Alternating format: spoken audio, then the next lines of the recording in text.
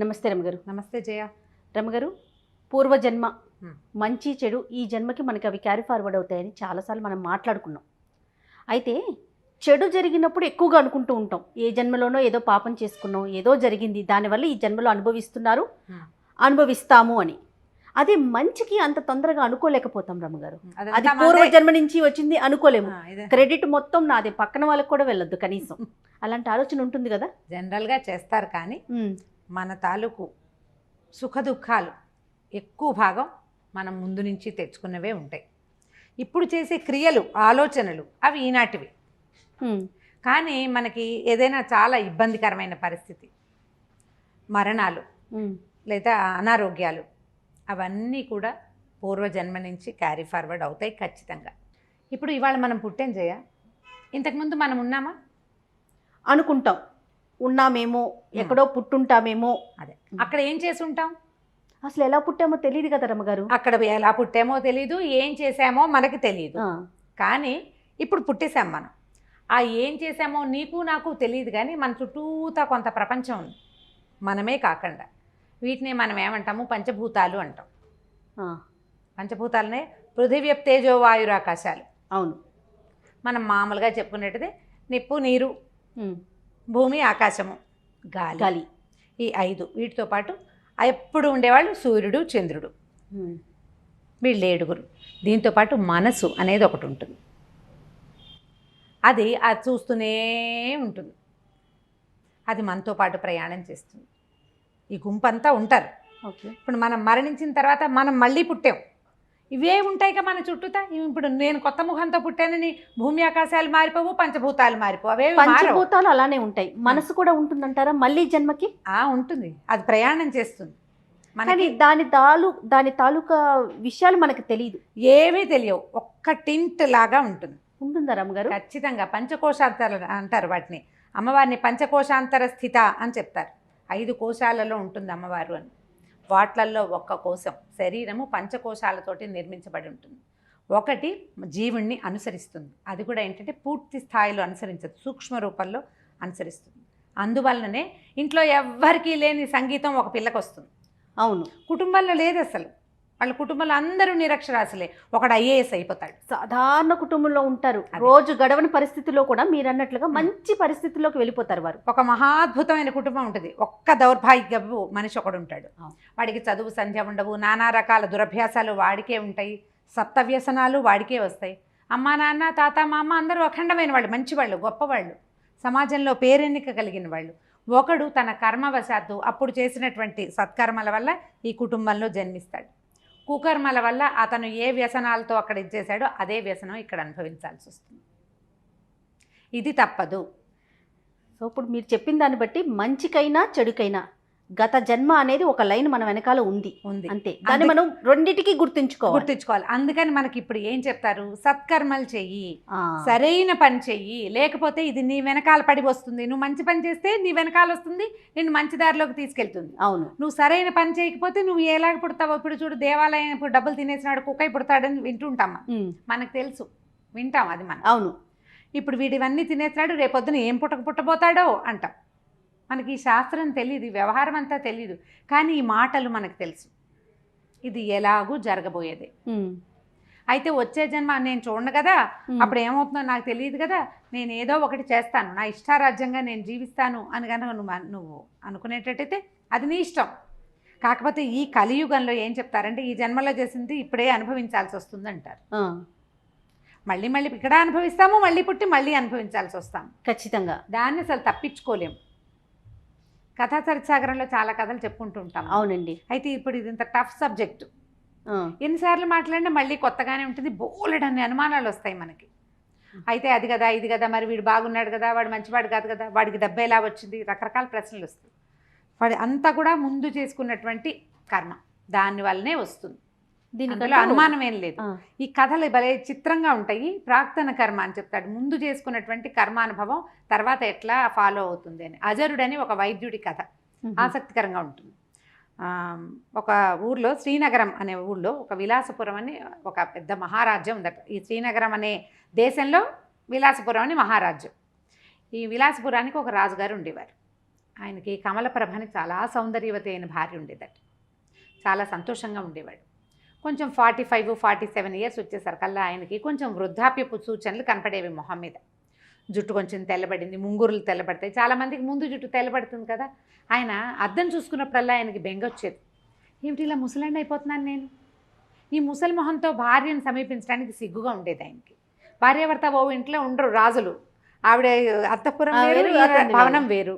ఈయన 2 రోజులకి, రోజు విడిచి రోజు 3 రోజులకు ఒకసారి ఆవిడ దగ్గరికి వెళ్తూ ఉండేవారు. అలాగే జరిగేవి అప్పట్లో. ఈ వ్యవహారంలో ఆ భార్యను చూడడానికి ఆయనకి సిగ్గుగా ఉండేది. ఎవరైనా ఈ ముదిమిని పోగొట్టే వైద్యుడు దొరుకుతాడా అని ప్రయత్నం చేసేవారు. ప్రయత్నం చేసే మంత్రులంతా, ముదిమి వయసుతోటి వస్తుంది, ఇవాళ మీరు పెద్దవాళ్ళైతే మీకంటే 10 ఏళ్ళు చిన్నదైన రాణిగారు ముసిలిది అవ్వదు, ఆవిడే అవుతుంది సహజంగానే. అయినా కూడా ఈయనకి కొంచెం దిగులుగా ఉండేది, ఎప్పుడు అద్దం చూసుకుంటూ ఉండేవారు. అయితే ఏమైందంటే రాజుగారికి ఇలాంటి ఉద్దేశాలు ఉన్నాయని తెలుసుకుని అజరుడు అనేటువంటి ఒక డాక్టర్, ఒక వైద్యుడు, భిషగ్వరుడు అని రాస్తారు, ఆయన ఏమన్నాడంటే మీ ముదివిని పోగొట్టేస్తాను నేను అన్నాడు. అనేసరికల్లా ఆయన చాలా ఉత్సాహం వచ్చింది. ఏం చేయమంటావు చెప్పు, ఏం కావాలి, దీనికి పులిపాలు కావాలా, సింహం పాలు కావాలా, ఏనుగు దంతం కావాలా అన్నీ అడిగాడు. ఆయన అన్నాడు ఏం అక్కర్లేదు, మీరు ఒక 6 నెలలు భూగృహంలో ఉండాలి ఏకాంతంగా, నేను ఒక్కడే చూస్తాను మిమ్మల్ని, నేనే మీకు వైద్యం చేస్తానన్నాడు. అవన్నీ ఎక్కడ కుదురుతాయి అలా రాజు ఒప్పుకున్నాడు, ఎగిరి గంతేసి ఒప్పుకున్నాడు. మంత్రులంతా అన్నారు ఎందుకు వచ్చిందండి, అది చాలా కష్టము, పైగా ఈ 6 నెలలు ఏకాంతంగా ఉంటూ వాడు ఏం చేస్తాడో మాకు నమ్మకం లేదంటే ఆయన ఒప్పుకోలే.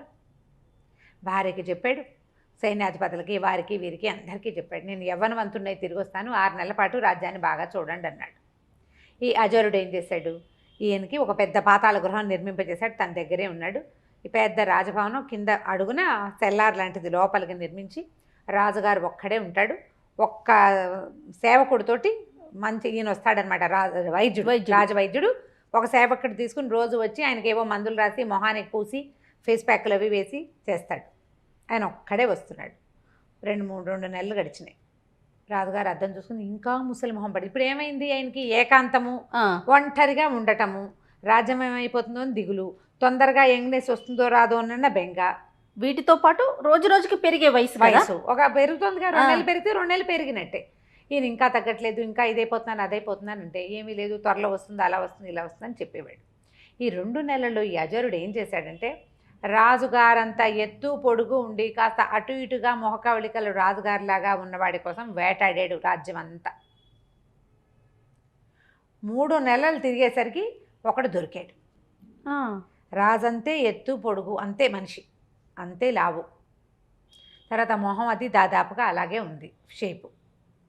రాజుకి 48-49 సంవత్సరాలు వచ్చినాయి, వీడు ఒక 25 ఏళ్ళవాడు, బిగువుగా ఉంటుంది స్కిన్ అది కదా. సరే ఏం చేశాడు, 3 నెలలు తిరగగానే రాజుగారిని సంహరించి సముద్రంలోకి తోసేశాడు. ఆ ప్లేస్లోకి తను ఏ కుర్రవాడిని అయితే రాజు లాగా ఉన్నవాడిని పట్టుకున్నాడో వాడిని ప్రవేశపెట్టాడు. వాడికి ఏం చెప్పాడంటే నువ్వు రాజు అవుతావు, హాయిగా మహారాణి కమలప్రభతోటి జీవితాన్ని గడుపుతావు, ఈ రాజ్యమంతా నీది, నేను చెప్పినట్టు చెయ్యి చాలు అని చెప్పి అతన్ని లోపల ఉంచి రోజు ఒక మంత్రిని, ఒక సైన్యాధిపతిని, ఒక్కొక్కరిని, రాజుగారిలో మార్పు వచ్చింది, ఆయన కుర్రవాడిగా తయారయ్యాడు రండి అని తీసుకొచ్చేవాడు. మెల్లిగా ఈ మంత్రులు వాళ్ళ ఆనుపానులు, వాళ్ళ వ్యవహారాలు, మధ్యలో మహారాణి కమలప్రభ ఆవిడ తాలూకు చెలికత్తెలు ఒక్కొక్కళ్ళు అలవాటయ్యారు. రాజుగారిని ముట్టుకోకూడదు, బాగా వెళ్తురున్న చోట కూర్చోబెడితే ఆయనకి మొహం పాడవుతుంది, అలాంటివి చెప్పి వాళ్ళు డైరెక్ట్గా ఆయన్ని చూడనివ్వకుండా చేసాడు. 3 నెలలు గడిచేసరికల్లా ఈ జనం అందరికీ ఈ కొత్త రాజుగారు యంగ్గా అయిపోయిన, ఇప్పుడు మనమే ఒక 15 సంవత్సరాల తర్వాత, ఇప్పుడు ఉన్న మొహం 15 ఏళ్ల తర్వాత నా మొహాన్ని నేను చూసుకుంటే మనం గుర్తుపట్టలేము. అవును, గుర్తుపట్టలేకపోతాం, ఎందుకంటే చెంపలు అవి టైట్గా ఉంటాయి. 20 ఏళ్ళు 25 ఏళ్ల వయసు వేరు, 50 వచ్చేసరికల్లా డిఫరెన్స్ వచ్చేస్తుంది. ఆ ఫోటో ఈ ఫోటో దగ్గర పెట్టుకుంటే పోలిక ఒకలా ఉంటుంది, కానీ షేప్స్ మారిపోతాయి. ఎవరో అట్లా అలాగే ఉండేవాళ్ళు. ఎవరో అమృతం తాగిన వాళ్ళు ఎవరుంటారు, ఎంతో కొంత మార్పులు వచ్చేస్తాయి కదా. హెయిర్ లైన్ దగ్గర నుంచి మారిపోతుంది, జుట్టు ఊడిపోతుంది, పెరిగిపోతుంది, పక్క వెళ్ళిపోతుంది, పాపిడి పెద్దదైపోతుంది, చాలా. రమ్మగారు మనకి కిందటి సంవత్సరం చేసిన వీడియోలు ఇప్పుడు ఒకసారి చూడండి, ఎంత మార్పు కనిపించేస్తుందో. సహజం కదా, సహజం కదా, అది అంతే. సరే ఏమైంది, 6 నెలలు తిరిగిపోయినాయి, కొత్త రాజుగారిని ప్రవేశపెట్టాడు.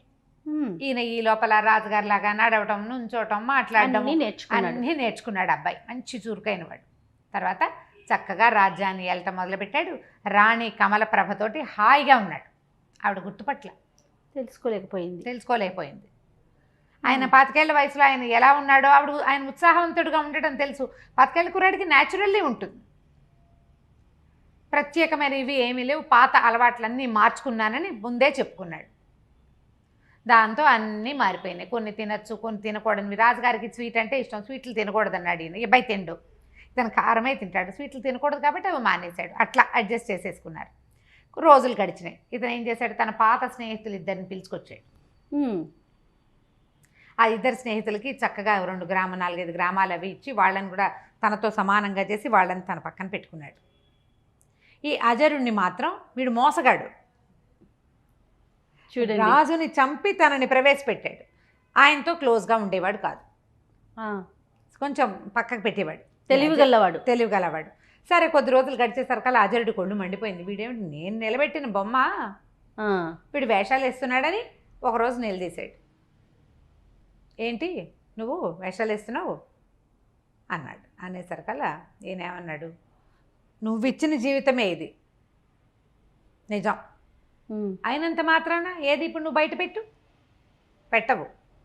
నిన్ను నాతో ఉంచుకొని నిన్ను బతికి ఉండనిచ్చాను, నువ్వు సంతోషించు, దానికి నీకు అవసరమైంది ఇస్తాను, అంతేగాని నా రాజుకి నీ చేతిలో కీలుబొమ్మగా చేసుకోవాలని చూడకు. నేను ఇవాళ ఇక్కడ ఉండటానికి నువ్వు ఉపయోగపడ్డావు అంతే, నువ్వు కాకపోతే ఇంకోటి తెచ్చేవాడు నన్ను ఇక్కడికి అనేసరికి అజరుడు ఒళ్ళు మండిపోయింది. కానీ బయట పెట్టే మార్గం తనకి లేదు. తన జీవితం వాడిని పాడు చేస్తే తను మొత్తానికి నాశనం అయిపోతుంది, అంతే కదా. అందుకని అక్కడక్కడే తిరుగుతూ ఉండేవాడు. ఒకనాడు ఈ రాజు, అతని తాలూకు 2 స్నేహితులు, 2-3 మంత్రులు ఈ అజరుణ్ణి కూడా తీసుకుని ఒక చోట షికారుకి వెళ్ళారు. అట్లా నడిచిపోతుంటే పైనుంచి నీళ్ళు వస్తున్న ఒక చెరువులో, పైకి ఎక్కడి నుంచో ఆ చెరువులోకి నీళ్ళు వస్తాయి, బంగారు కమలాలు కొట్టుకొచ్చినాయి. అందరు కేరింతలు కొట్టారు. అయ్యో అయ్యో ఏదో పువ్వులు వస్తున్నాయి, చుట్టూ బంగారంగా ఉన్నాయని. ఈయన నీటిలోకి దూకి పువ్వులు చేత్తో పుచ్చుకున్నాడు.